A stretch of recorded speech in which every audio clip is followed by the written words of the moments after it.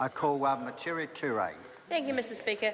The Green Party is very pleased to support this bill to Select Committee. There's a great deal about it that we think is wise, and most particularly the partnership relationship with Ngāti Paua and their involvement in iwi and housing development as an iwi. And we think this is the right kind of approach, at least the right kind of relationship to be taking with iwi around the country, as in Auckland, where iwi are directly involved in housing. So there are some issues that we do have with the bill that I just need to address as part of the Greens' contribution. And I'm expecting that a number of those concerns will be dealt with effectively at Select Committee, and we're looking forward to engaging in the Select Committee process over those concerns.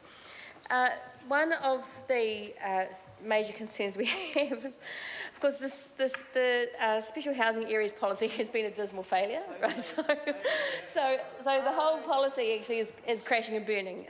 It hasn't delivered anything like the housing that was promised. When Nick Smith talked today about the 7,500, that's a promise of some housing sometime in the future, 10 to 15 years away. So, I mean, they have delivered very few actual homes under the special housing areas policy, and they keep making promises based on projections of homes. I don't know how they're making those projections, but the fact is that New Zealanders and Aucklanders are certainly seeing very little come out of it.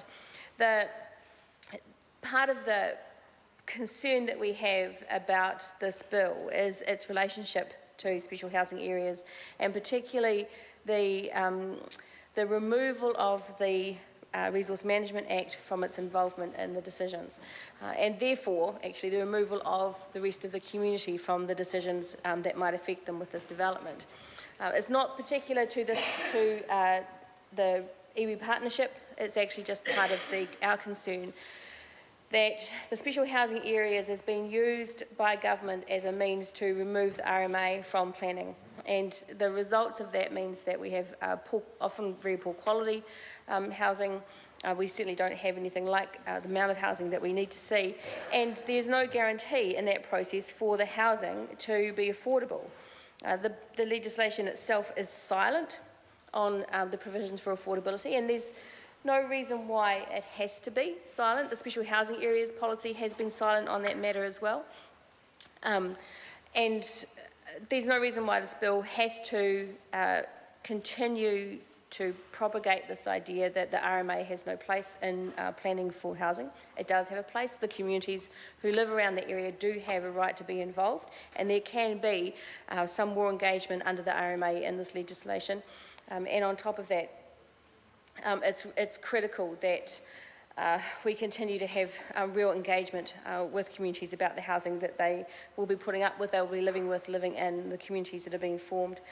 So there is also some real concern about, as I said, about the affordable housing provisions.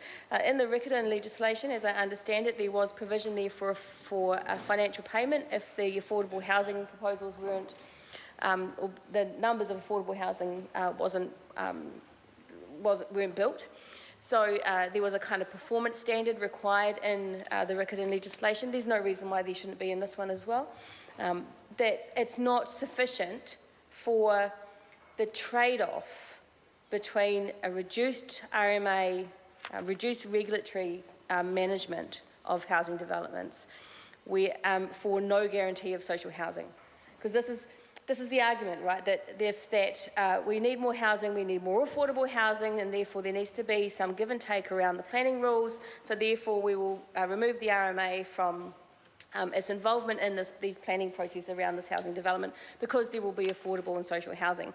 But if there is no guarantee of it, then the public are just being asked to give up their right to have a say, to give up the resource management requirements around consultation, public engagement, environmental assessment, for nothing, essentially for developers to be able to get access, very cheap, very fast access to public land for the purposes of building homes that they can then sell for a significant profit. So there has to be something in the bill that will provide some certainty that there will be affordable housing, and that if there is not, that there is some kind of penalty for that. The public are entitled to some return for what they're being asked to give up.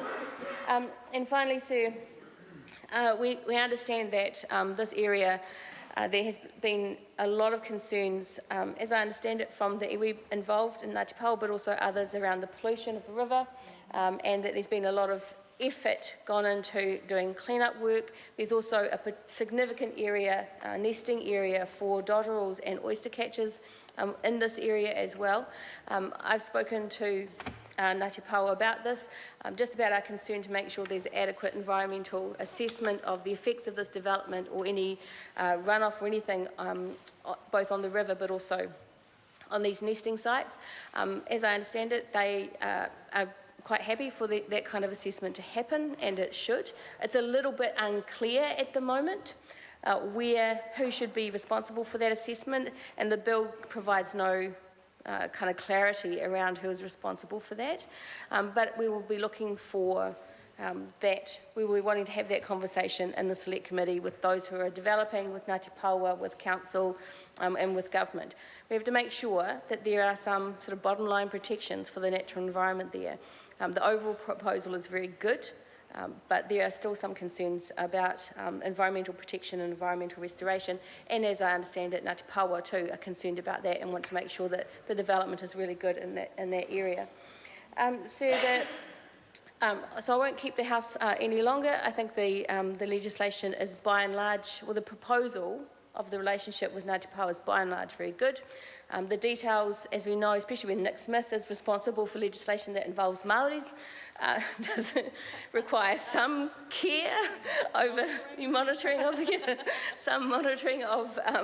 the detail, because there's a history there.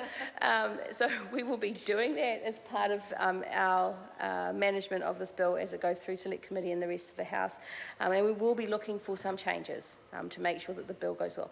All our best to Ngāti Paoa, who I understand are here to hear the bill. I'm looking forward to talking with you more. Kia ora.